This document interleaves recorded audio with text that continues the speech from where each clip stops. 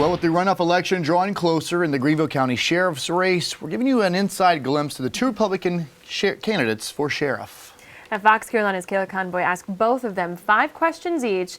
So right now we'll continue with the third question, asking them to deliver their message to voters.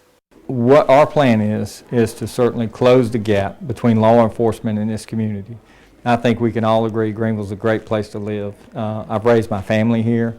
My wife's a teacher here. We're invested in this community. I've served this community, and I love being here. And I truly want to make a difference. And I believe that we got the people at the Sheriff's Office to make that happen. What they have to have is leadership, and I believe I provide that. And I think we have a great plan going into this election, going into the runoff, and even the general election. Obviously March 10th, that'll be another long battle to be ensued, but we're ready for it, and people have came out to support us and help us raise money.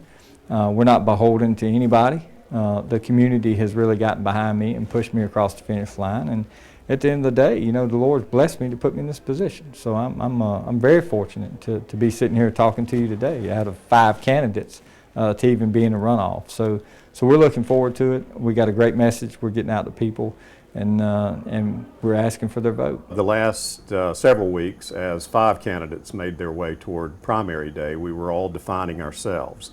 Over the past 2 weeks, I have decided to define my goals and what I intend to do. One of those goals I announced this past Saturday is to create a position in the Sheriff's Office that will be the liaison to churches and houses of worship, folks that we can reach out to, because there are so many churches in Greenville County and places of worship.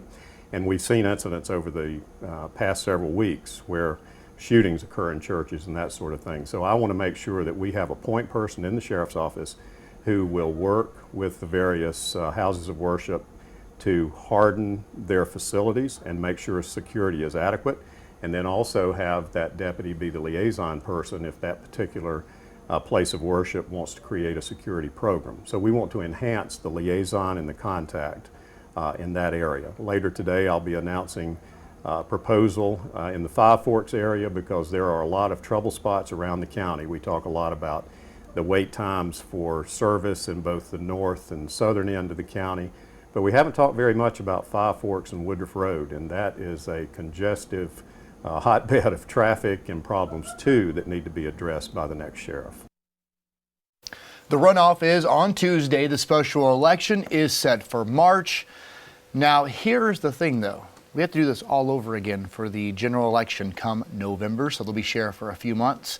Now, coming up at the top of the hour, we will hear from each of those candidates again as they talk about their biggest issues that voters want to talk about on this campaign trail. You'll hear them answer those questions at 11. So the winner of that race will take on Paul Guy. Again, that special election is in March. He was the only Democrat to run for sheriff's office. There was no Democratic primary. Again,